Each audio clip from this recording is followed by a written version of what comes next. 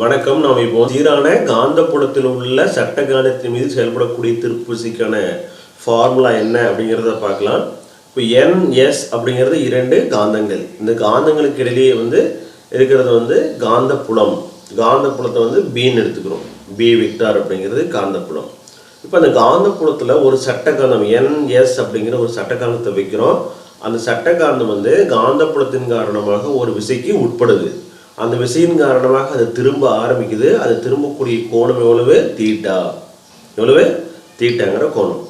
இப்போ இது மையப்புள்ளி ஓன்னு எடுத்துக்கிறோம்.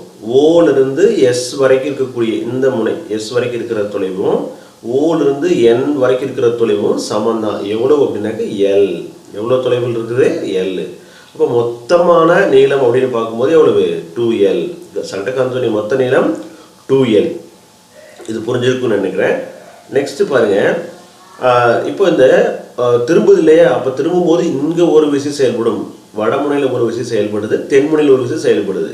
வடமுனையில் செயல்படக்கூடிய விசைக்கான ஃபார்முலா, இந்த ஃபார்முலா ஆல்ரெடி நீங்கள் படித்தது தான். காந்தத்தினுடைய பண்புகளை படிக்கும்போது படிச்சிருப்பீங்க. That is F vector by Q அப்படின்னு சொல்லிட்டு. அப்போ எஃப் வேணும் அப்படின்னாக்கா கியூவை கொண்டு போயிடலாம். அதே தான் இங்கே எழுதியிருக்காங்க. இப்போ கீழே அதே மாதிரி தான். வடமுனை உணரும் விசையை எஃப் என் வெக்டார்னு வச்சுக்கிறோம். QM B vector.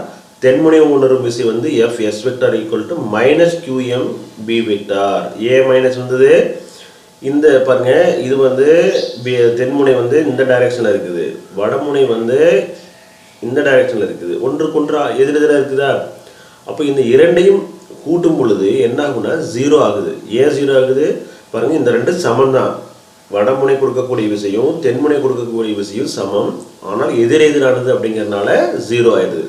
இப்போ புள்ளி ஓவை பொறுத்து, இதுதான் ஓங்கிற புள்ளி. இந்த ஓவை பொறுத்து வட மற்றும் தென்முனை உணரக்கூடிய திருப்புவிசைக்கான formula that is tau vector equal to, இது எப்படி சொல்லணும்? டவ் ஈக்குவல் டு மையத்திலிருந்து இந்த முனையினுடைய தூரம் பெருக்கல் அந்த விசை. இங்கே பாருங்க, ஓஎன் அப்படிங்கிறது ஓலிருந்து என் வரைக்கும் இருக்கிறது வடமுனையினுடைய தூரம் மையத்திலிருந்து, பெருக்கல் வடமுனையில் இருக்கக்கூடிய விசை அப்படின்னு பார்க்கும்போது QM B வெக்டார். அதே தான் இங்கே அப்ளை பண்ணியிருக்கோம். FS வெக்டார் போட்டு இதுக்கு இங்கே அப்ளை பண்ணியிருக்கோம். நமக்கு A வெக்டார் கிராஸ் B வெக்டாருக்கான ஃபார்முலா நமக்கு தெரியும். Equal to modulus of A vector modulus of B vector sine தீட்டான்னு படிச்சிருப்பீங்க. அப்போ அது மாதிரி இதுக்கு ONக்கு வெக்டருக்கு மாடுலஸ் கண்டுபிடிச்சா அதனுடைய எண் மதிப்பு பாருங்க எவ்வளோ தூரம்? L. OSக்கும் மாடுலஸ் கண்டுபிடிச்ச எண் மதிப்பு கண்டுபிடிச்சோம்னா S. அதே மாதிரி மாடுலஸ் ஆஃப் QB வெக்டாருக்கு நம்ம மாடுலஸ் கண்டுபிடிச்சா வெக்டர் சிம்பிள் போயிடுது. அதை கொண்டு நம்ம இந்த ஃபார்முலா ஏவுக்கு பதிலாக அந்த ON என்ன எழுதிருக்கணும்? ஆக்சுவலி இது அப்படின்னா ON vector modulus of ON vector modulus of QMB vector sine தீட்டான்னு எழுதியிருக்கணும். இதுக்கு பதிலாக L, இதுக்கு பதிலாக QMB சைன் தீட்டா.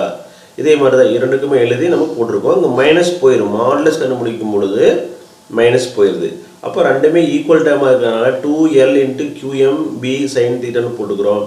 நமக்கு இருமுனை திருப்புத்திறனுடைய formula QM into 2L equal to PM. இது நமக்கு ஆல்ரெடி படிச்சிருக்கு. இதுக்கு முன்னாடியே ஒரு படிச்சிருப்போம். நம்ம இதை அப்ளை பண்ணும்போது PMB சைன் தீட்டான்னு வந்துடுது.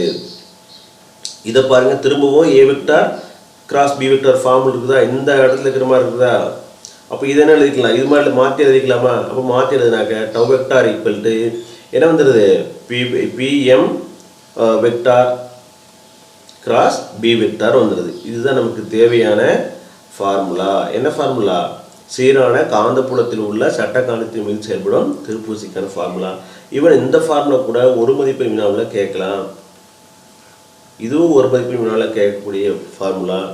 ஓகேவா? இந்த கேள்வி 3 மதிப்பெண்ணில் கேட்கக்கூடிய ஒரு முக்கியமான கேள்வி. ஸோ இதை கண்டிப்பாக எல்லாம் படிச்சுக்கோங்க. நம்ம அடுத்த வீடியோவில் அடுத்த தலைப்பை பார்க்கலாம். தேங்க்யூ.